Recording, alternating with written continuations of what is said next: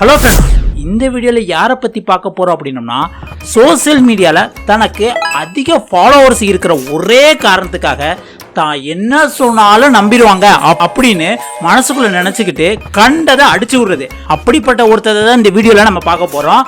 யாரா அந்த அமிதாப் மாமா? அவர் வேற யாரும் இல்லைங்க, உருட்டு மன்னன், எங்கள் அண்ணன் அஜித். இந்த பேரை கேள்விப்பட்டோம்னே உங்களுக்கே தெரிஞ்சிருக்கும்.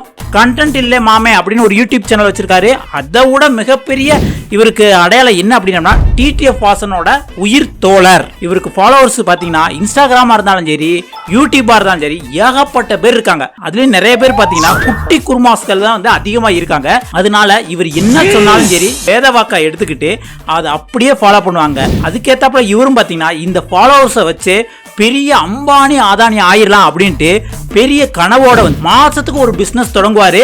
தான் மட்டும் தொடங்கினது இல்லாம தன்னோட ஃபாலோவர்ஸையும் தன்னோட சப்ஸ்கிரைபரையும் சேர்த்து தொடங்க சொல்லுவாருங்க. நான் எப்படி விலை ஒவ்வொருத்தருக்கு 100 ரூபா வாங்கி பணக்காரன் ஆயிருக்கணும், அதே மாதிரி நீ ஒரே நாள்ல ஒவ்வொருத்தருக்கு 100 ரூபா வாங்கி பணக்காரன் ஆயிருங்க. அதுல முக்கியமா நான் ஒரு ரீல்ஸ் பாத்துக்கிட்டு இருக்கப்ப அதுல ஒரு ரீல் போட்டிருந்தாரு பாருங்க, நீங்களே பாத்துட்டு வாங்க, அதுக்கப்புறம் பேசலாம். நம்மளோட டிடிஎஃப் பிராண்ட் வந்து பாத்தீங்கன்னா அடுத்த கட்டத்துக்கு அடி எடுத்து இருக்குது. என்னன்னு வந்து பாத்தீங்கன்னா யாருமே எதிர்பார்க்காத அளவுக்கு பயங்கர பிரம்மாண்டமா எல்லா கம்பெனிக்கும் வந்து பாத்தீங்கன்னா டஃப் கொடுக்குற விதமா ஒரு கன்ஸ்ட்ரக்ஷன் கம்பெனி ஆரம்பிச்சிருக்கோம். ஆமாங்க, இவரு இப்போ ஒரு கன்ஸ்ட்ரக்ஷன் கம்பெனி ஆரம்பிக்க போறாருங்க. டேய், அது கன்ஸ்ட்ரக்ஷன் கம்பெனி இல்லடா, கன்ஸ்ட்ரக்ஷன் கம்பெனிடா. வீடியோ ஃபுல்லா பாரு. சரி, அது ஏதோ கன்ஸ்ட்ரக்ஷன் கம்பெனியா. அவர் சொன்னதை பார்த்தா நான் கன்ஸ்ட்ரக்ஷன் கம்பெனி, ஏதோ இந்த கன்சல்ட் எல்லாம் பண்ணுவாங்களே அந்த மாதிரி கம்பெனின்னு நினைச்சேன். சரி, வீடியோ ஃபுல்லா பாப்போம். ஏஜே கன்ஸ்ட்ரக்ஷன் உங்களோட கனவு இல்லத்தை நம்மளோட கன்ஸ்ட்ரக்ஷன் கம்பெனி கட்டிக்கலாம்.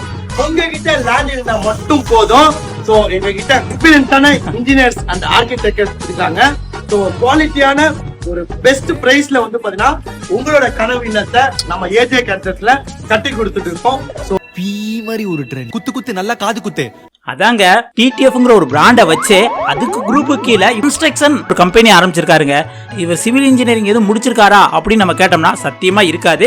இவர் ஒரு பைக் ரைடர், ஒரு என்டர்டெய்னர்னு கூட சொல்லலாம். அந்த விஷயத்துல இவர் வந்து டாப்புங்க. ஆனா இது அப்படியே தொழில் பக்கம் வரும்போது இவருக்கு ஒண்ணுமே தெரியாது. அது நமக்கு நல்லாவே தெரியும். அந்த ஜிபிஎஸ் மேட்ல டிடிஎஃப் வாசனை முக்காவாசி கெடுத்ததே இவர் தான் அப்படின்ட்டு பல பேர் வந்து சேனல்ல சொல்றாங்க. ஏன் அப்படின்னா இவரோட ஃப்ரெண்டு தான் வந்து அந்த ஜிபிஎஸ் வந்து வடக்கன்ஸ்ல இருந்து வாங்கி கொடுத்தத A2D நந்தாபா கூட வந்து இருந்தாரு. இவங்க மட்டும் ஏமாந்தது போலாம தன்னோட ஃபாலோவர்ஸும் அதுல வந்து ஏமாறதுக்கு நிறைய வாய்ப்புகள் இருக்கு அப்படின்ட்டு வீடியோ கூட வெளியிட்டு இருந்தாரு. அறியாமை இந்த எல்லா ப்ராப்ளத்துக்கும் காரணம் என்னன்னா, டிடிஎஃப் இருந்தாலும் சரி, அவர் ஃப்ரெண்ட் அஜித் இருந்தாலும் சரி, ரெண்டு பேரும் ஓனர் அந்த கம்பெனிக்கு. அவங்க ரெண்டு பேருமே இதை பத்தின நாலேஜே வளர்த்துக்காத மாதிரி தான் பேசிட்டு இருக்காங்க. இப்ப என்ன அப்படின்னு பாத்தீங்கன்னா, கன்ஸ்ட்ரக்ஷன் கம்பெனி ஆரம்பிக்க போறாங்க.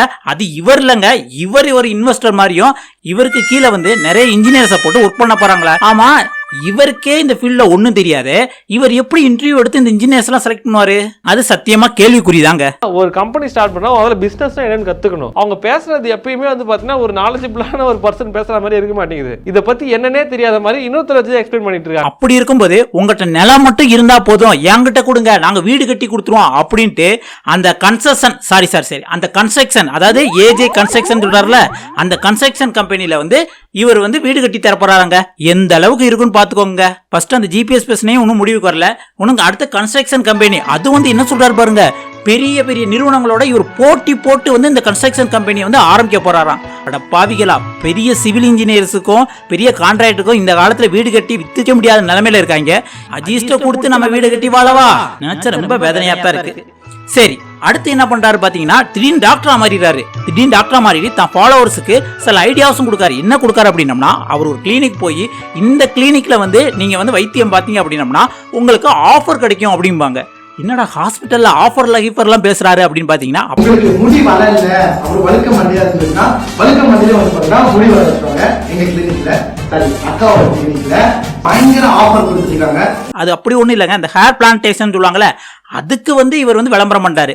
இதனாலும் பரவாயில்ல, இவர் ஓசில முடி வெட்டணும் அப்படிங்கிற ஒரே காரணத்துக்காக பிரான்சைஸ் எடுக்க நம்ம கடைக்கு வந்து நல்லபடியா முன்னேற போறேன். அண்ட் வந்து கோயம்புத்தூர்லயும் சென்னையிலயும் வைக்கிற ஒரு ஐடியா இருக்கு. ஒரு பஸ் உங்களோட ஹேர் கட் எப்படி இது சர்வீஸ்ல இருக்குன்னு சொல்லிட்டு நான் ட்ரை பண்ணி முடிச்சுட்டு வந்து பேசுறேன். ஒரு சலூனுக்குள்ள போய் அங்க நான் பிரான்ச்சைஸ் எடுக்க போறேன், அதனால என் ஃபாலோவர்ஸ் நீங்களும் பிரான்ச்சைஸ் எடுங்க அப்படின்ட்டு உருட்டுன்னு உருட்டுறாருங்க. உருட்டு உருட்டு நீ உருட்டு உருட்டு உருட்டு உருட்டு உருட்டு உருட்டு. இதை பார்த்தா ஐயா நீங்க முடிவெட்டனா முடிவெட்டிட்டு போங்க, நீங்க ஃப்ரீயா முடிவெட்டணுங்கிறதுக்காக எங்களை பிரான்ச்சைஸ் எடுக்க சொல்லி எங்க மொட்டை அடிக்கணும்னு நீங்க சத்தியமா எதிர்பார்க்காதீங்க. மக்கள் உஷாரானாங்கன்னா உங்களோட பொழப்பு நார கிளி ஆகி போயிருங்க. நான் வந்து பிரான்சைஸ் எடுக்கலான்னு முடிவுல இருக்கேன். நீங்களும் வந்து பாத்தீங்கன்னா ஒரு சலூன் கடை வைக்கணும், உங்ககிட்ட வாங்க. அவங்களே வந்து டோட்டலா வந்து எல்லா செட்டும் பண்ணி கொடுத்துட்டு ஆளுமே வந்து பாத்தீங்கன்னா ஹேர் கட் பண்ண அவங்களே வந்து ப்ரொவைட் பண்ணுவாங்க. ஸோ நான் இது என்னமோ இவரை குறை சொல்லணும், இவரை டார்கெட் பண்ணி அப்படி பண்ணணும்னு நிறைய பேர் இந்த மாதிரி தாங்க இருக்காங்க. என்ன அப்படின்னு பார்த்தீங்கன்னா கொஞ்சம் ஃபாலோவர்ஸ் கொடுச்சுன்னா அது என்னன்னே ரிசர்ச் பண்ணாம கண்டமானிக்கு வந்து அட்வர்டைஸ்மெண்ட் வந்து போடுறது, கண்டமானிக்கு வந்து இன்ஃப்ளூயன்ஸ் பண்றது. அவங்கள கடைசியில் அவங்க போய் பணம் ஏமாந்தாங்கன்னா நான் வந்து யூஸ் பண்ணி பார்க்கல நல்லா தான் இருந்தது, இப்போ வேணா மாறி இருக்கலாம் அப்படின்ட்டு வந்து பேச்சை மாத்திடுவாங்க. ஐயா அஜீஸ் அவர்களே, உங்களுக்குன்னு கடவுள் சில டேலண்ட் கொடுத்துருக்காங்க. கொஞ்சம் ஆக்டிங் நல்லா வருது, அதுக்கப்புறம் வந்து பைக் ரைடிங் நல்லா இருக்கு, அது சம்பந்தமா தொழில் பண்றீங்களா மக்கள் வரவேற்பாங்க. உங்களுக்கு தெரியாத ஒரு ஃபீல்ட்ல போய் அது என்னன்னே தெரியாம பணத்துக்காக அடுத்தவங்களுக்கு இன்ஃப்ளூயன்ஸ் பண்றீங்க பாத்தீங்க, அது மிகப்பெரிய தப்புங்க. அதனால உங்களுக்கு தெரிஞ்ச தொழிலை மட்டும் பண்ணுங்க. ஓகேவா? ஓகே நண்பர்களே, இந்த மாதிரி சோசியல் மீடியாஸ்ல ஏகப்பட்ட பேர் இருக்காங்க. அவங்கள என்னென்ன பண்றாங்க அப்படிங்கறத அடுத்தடுத்த வீடியோல பார்க்கலாம். உங்களுக்கு வேற யார் இந்த மாதிரி வந்து தப்பா இன்ஃப்ளூயன்ஸ் பண்றாங்க அப்படிங்கறத மறக்காம கமெண்ட்ல சொல்லுங்க. அடுத்த ஒரு சூப்பரான வீடியோல சந்திக்கலாம். நன்றி, வணக்கம் மக்களே.